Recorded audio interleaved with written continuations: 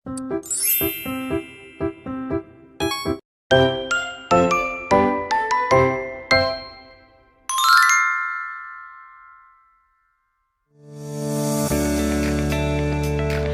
everyone, good morning to our respected lecturer and all my friends watching this video.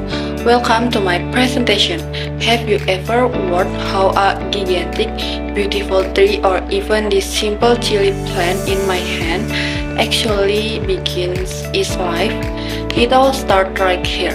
Inside this teeny seed, inside this seed, there is a miniature dormant plant called an embryo. The process how this embryo forms and develops is one of the most magical phenomena in biology, known as plant embryogenesis. My name is Putri Zahara. Today we are going to dive deep into this fascinating microscopic world through my presentation topic, phase of plant embryogenesis, histological, molecular regulation, and agricultural biotechnology. Before we look at the stage, let's understand why the research matters. In agriculture, understanding plant embryos is the key. Crop multiplication, seed quality, and biotechnology. In this presentation, I have analyzed two major scientific papers that discuss how a single fertilized cell, called a zygote, transforms into a fully structured embryo. The main problem in plant developmental biology has always been, how does a single cell know which part will become the shoot and which part will become the root? Today we will answer that by looking at both the structural change and the genetic signal behind them. Now, let's talk about the stage. For flowering plants or angiosperms, embryogenesis goes through 5 beautiful stages. 1. The zygote stage. This is where it begins. The single called zygote divides asymmetrically. It split into a small top cell, which becomes the embryo, and a large bottom cell, which becomes the suspension, like an umbilical cord supplying nutrients. 2. The globular stage. As you can see on this diagram, the cell divides rapidly to form a sphere or ball-like shape. Here, the basic tissue layers start to form. 3. The heart stage. This is my favorite stage. The embryo starts to look like a heart. Why? Because the plant is starting to grow its first leaf, called cotyledons. 4. The torpedo stage. The embryo elongates.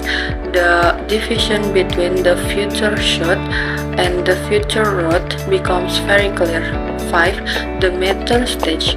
Finally, the embryo dehydrates, enter a sleeping stage called dormancy, and waits inside the seed until it is ready to germinate. But what actually controls these shapes? It is not random. It is controlled by two main factors, auxin and gens. First, auxin. Auxin is a plant hormone, as shown in the mathematical formula in my slide.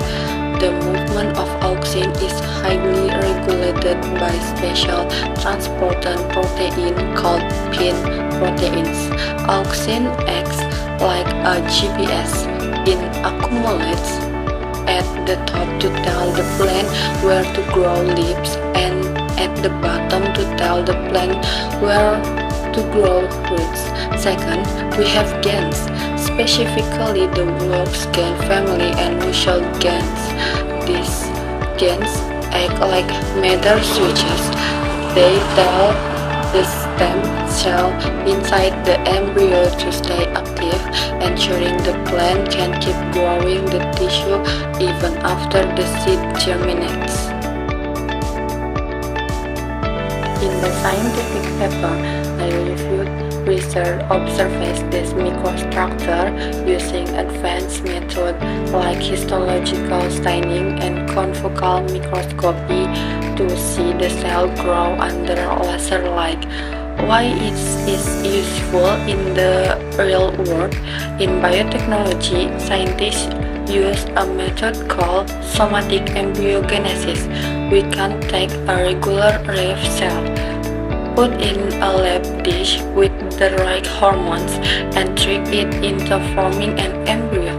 This allows us to clone elite, disease-resistant crops in massive numbers very quickly.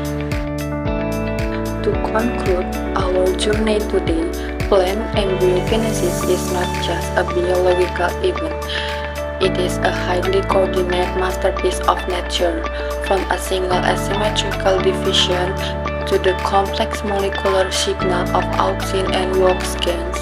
This process ensures the survival of plant life on Earth. By understanding this, we open up endless possibilities for future agriculture and food security.